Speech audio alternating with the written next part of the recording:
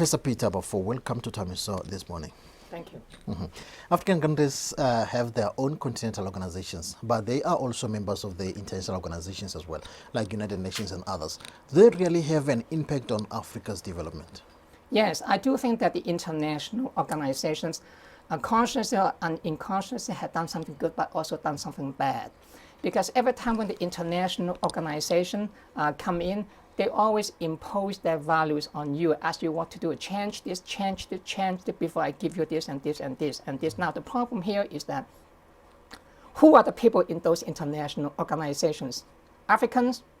Who are in control of the organization? Who make the decision? What is the ideology, the analysis, the framework that they use? Are those from African think tanks? Are those from African academics? Are those from black professors? No. All of them, they make those decisions, look at the decision-making processes. They are not from you. They are from those powers. And when you, as I always said, you can learn as much as you want from others, and that's important in life. We are in the age of globalization. You cannot close-minded. You have to open up and learn. But the point is, you learn, but you have to do something for yourself and ask yourself, who are you? You have to invent things for yourself and ask, what do you want? Instead of what you want is based on what other people want. And you watch the films, the TV, the radio, and all that. You look at everything and say, I want that too. And all of a sudden, your identity is a mirror of someone else. You cannot get ahead in life, in development like that, if you are always thinking and behaving like that. Look at the Chinese is a good example. I talk about this in different interviews. The Chinese now, they have their own identity. They don't just borrow the Western identity, they have their own. They learn, they copy, but at the same time, they do something which is very, very Chinese. The way of development in China in the last 40 years is borrowed from different elements, but in the end, they are very Chinese because they know what they are. They pursue them, but not on the basis of Western discourse and Western ideology.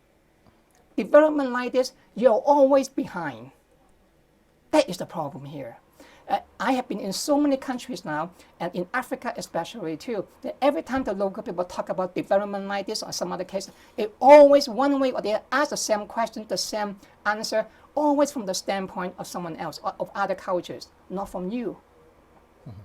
Development, by the way, in that sense, is not an African concept. Then what do African leaders have to do? I think that it's not just a question for the African leaders. Again, I see that this is another problem again. This is the mindset in Western mass media. They keep blaming the leaders. Now the local people use the same jargon. They're on the forefront. Yeah, see that this is not good. I have been in so many countries now, and I have seen that many of the problems are not the leaders, are the people themselves. So don't just use, see, what is in Africa is not just in Africa, it's also in the rest of the world. People need to think outside the box. They get trapped of the box so much that when they ask question, the question in one way or the other is always from the other side. You don't know how much they trap your thinking.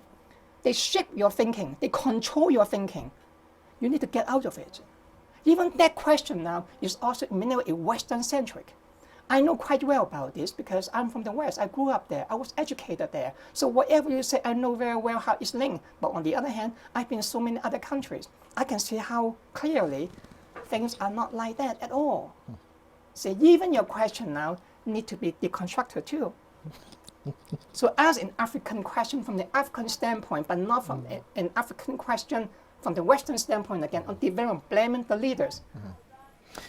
Professor Dr. Baofu, thank you for your time on Thahameso Program. Thank you for inviting me. Right.